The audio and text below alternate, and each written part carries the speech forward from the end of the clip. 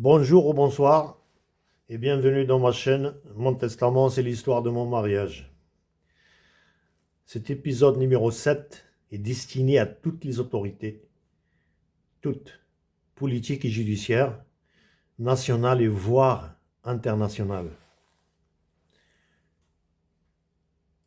Je vais essayer d'être bref parce que j'ai que 15 minutes de vidéo. Donc j'assume tout ce que je dis.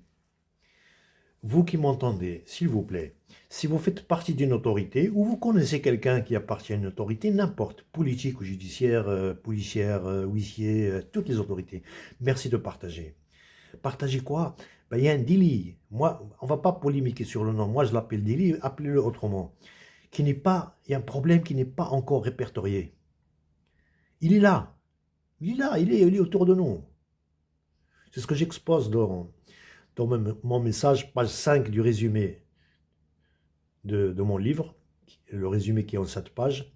Il est disponible à l'adresse email gratuitement. Tout est éphémère @gmail.com. TT pour tout et EST et éphémère la prononciation pour que ce soit intuitif. Et dans cette vidéo numéro 7 qui sera avec toutes les autres vidéos, une dizaine à peu près, sur une clé USB, pareil, gratuitement et disponible. Si besoin, pour comprendre ce que je dis, il y a 6 vidéos en tout, j'ai oublié la 6 ici, et qui parlent chacune d'un thème donné. Et donc voilà mon message aux autorités. Et on va aller, je l'ai sous forme Word. Alors à toutes les autorités politiques, judiciaires, nationales, internationales, en Europe et en Amérique, vos administrations regorgent de ce genre de dossier. Faites une compilation. Vous avez les moyens, les autorités, les compétences pour le faire. Bon, programme Access, moi j'adore le programme Access. Bon, ça demande un peu de travail maintenant. Il y a l'intelligence artificielle qui facilite tout. Il suffit de rentrer ces dossiers pour trouver qu'il y a des femmes marocaines, peut-être d'autres, hein, qui se marient, comment? Par regroupement familial. Et ils viennent en Europe et en Amérique. Ce genre de femmes dont je parle, je ne généralise pas, hein, ce genre de femmes, ils ont un plan de divorce, de sortie de mariage, qui est tissé depuis quand? Depuis toujours, depuis avant les fiançailles. C'est ce qui m'est arrivé. J'en reviens, je sais de quoi je parle. Dans ce plan tissé et prémédité, cette femme n'est pas seule. Tout ce que je vous ai dit là, c'est pas la mère de mes enfants qui l'a inventé. Il y a toute une tribu derrière. Il y a une centaine de personnes qui réfléchissent jour et nuit pendant des années avec un plan ancestral qu'ils améliorent petit à petit. Cette tribu-là dont je parle, il y en a peut-être d'autres. Cette tribu marocaine a une très longue histoire des commerces des femmes. Preuve à l'appui, c'est des faits historiques, il suffit d'y aller, les chercher. Ils sont là. C'est comme vos dossiers, ils sont là. Il faut les faire parler, les dossiers. Cette tribu marocaine, c'est le premier fournisseur au Maroc des danseuses. Les danseuses d'un certain type, hein. Ils sont surnommés chikhat. Plus le tourisme charnel.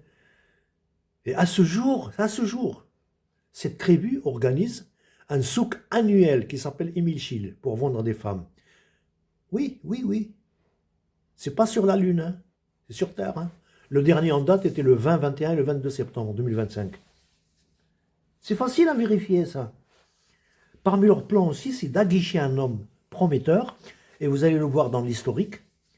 C'est des gens riches, hein, les gens du Golfe, il y a une histoire sur ça. Hein. Un homme prometteur, et se marier légalement. Oui, il passe à travers la légalité. C'est là où il y a l'arnaque. Donc ils aguichent un homme prometteur, se marient légalement, et pour le dépouiller. Si vous êtes réticent, je vous comprends. Moi, il m'a fallu 29 ans. Et je l'ai vu de l'intérieur. Donc il m'a fallu 29 ans pour comprendre ce que je vous expose ici. La trame de ce mariage est très simple. En fait, c'est un mariage commercial. C'est pas fictif ou pour fonder une famille ou pour vivre dans la quiétude. Non, ce mariage est commercial, c'est le profit qui le motive. En fait, la trame est très simple, à condition d'avoir aucune conscience. D'abord, il faut préparer la femme. Là, je ne rentre pas dans les détails. Aguicher un homme, naïf de préférence, prometteur et naïf. L'endormir de différentes façons. Et là, c'est tout un sujet. J'ai commencé à en parler sur YouTube. Je peux toujours l'exposer. Et tenez-vous bien, la sécurité sociale Amélie, en France, a reconnu la soumission chimique de mémoire, je crois que c'est en mars 2025. Comme quoi ce phénomène existe. Eh bien, la sécurité sociale, avec tous ses moyens, vient juste d'en prendre en connaissance. Et ces femmes le faisaient depuis des dizaines d'années. Et donc, cette femme-là, une fois fertilisée, installée, etc., elle choisit son moment. Hein. Elle se métamorphose, en fait, le masque tombe. Hein, et elle fomente des accusations pour détruire le mari et le dépouiller en utilisant vos lois. Alerte arnaque. L'arnaque, elle est là. Le mobile de ces femmes, c'est le butin. Comment s'en assurer? Regardez ces demandes judiciaires, comment cette femme finit. Elle rafle tout. Les enfants, l'argent et le patrimoine. Regardez les conclusions de la mère de mes enfants. Mais c'est clair, il suffit d'ouvrir les yeux. Il suffit de lire entre les lignes. Et de voir la motivation de chacun. Cette femme finit comment? Elle s'assure une bonne retraite et rafle tout. Les enfants, l'argent et le patrimoine. Le mari, qu'est-ce qu'il devient? Il va à la rue comme moi. Il se ruine comme moi. Il perd sa santé comme moi. J'ai été empoisonné. Voire perdre sa vie. Je ne devrais pas être là pour raconter ça. Je devrais être sous terre, moi. Ce délit, ce problème-là n'est pas encore répertorié. Et communément, on utilise une formule, violence conjugale. Mais moi, pour moi, cette expression ne suffit pas à ce genre de situation. Il y a une parlementaire espagnole qui a alerté sur ce sujet. Il leur a dit attention, il y a des femmes qui viennent du Sud, qui viennent en Europe, et une fois qu'ils ont fait les papiers, les enfants, etc., ils s'installent, etc., ils se métamorphosent. Il y a même des femmes scrupuleuses maintenant qui commencent à dénoncer cette forme de mariage. À quand une vraie prise de conscience? Il est là le problème. Il est dans vos dossiers, il est autour de nous. Vous le côtoyez. Combien d'injustices ont été commises? Combien d'hommes sont finis en AVC, ou en folie, ou à la rue, ou clochards, ou... pour moi, la politique, c'est gérer une société, régler les problèmes sociétaux. La justice, c'est pour punir les coupables, pour défendre les victimes. Ben voilà un cas, mais attention, vous ne connaissez pas. Et là, j'ai un bon sujet qui mérite, c'est un bon sujet pour une thèse doctorale en fait, c'est la prostitution et le proxénétisme au Maroc. C'est une longue et passionnante histoire, moi je trouve, pour le commerce des femmes. Et c'est une histoire pleine d'originalité, de réactivité, d'inventivité, de flexibilité. Ce que j'expose à la page 41-42. Je ne vais pas pouvoir tout lire, mais je dispose de combien? Voilà, de 5 ou 6 minutes. Alors, les différentes formes, l'histoire, la prostitution et le proxénétisme illégaux au Maroc. Bon, après, je vais à l'essentiel. Donc, depuis le protectorat, il y avait un commerce de luxe à Marrakech. C'est facile à vérifier tout ça. Il y avait un commerce populaire, bon marché. Ben, c'est la tribu dont je parle. Ça, je l'ai déjà dit. Ils fournissent les danseuses au Maroc. Ils organisent un souk annuel Imilchil. Et depuis 1980, cette tribu a inventé une nouvelle forme pour rentabiliser leurs filles. C'est aguicher un homme. C'est ce qui m'est arrivé. Alors, l'historique en bref. Dans les années 70, des émirs du Golfe venaient au Maroc pour se servir de femmes. C'est connu, ça. C'est facile à vérifier. Il y avait tellement de scandales que les émirs ne venaient plus. Et bien, puisque les émirs ne venaient plus, dans les années 80, c'était ce genre de femmes, ce genre de filles, ce genre de familles qui envoient leurs filles rejoindre les émirs là où ils sont, chez eux. Il y avait même des sociétés qui s'organisaient pour ce commerce. Et après, il y a des détails dans tout ça. Je j'énumère le problème. Dans les années 90, les familles marocaines, voilà, il n'y avait plus les émirs là-bas, et ben maintenant c'est la Turquie. Hein. La Turquie, c'est connu ça, c'est très connu. Hein. Sauf que les Turcs se sont organisés en proxénètes, etc. Il y a eu des filles qui ont disparu.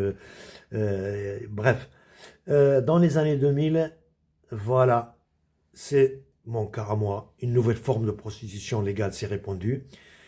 J'en reviens, je sais de quoi je parle. Le plan est tissé, prémédité. D'abord, il prépare la fille. Hein. La fille marchandise, il faut la préparer. Hein.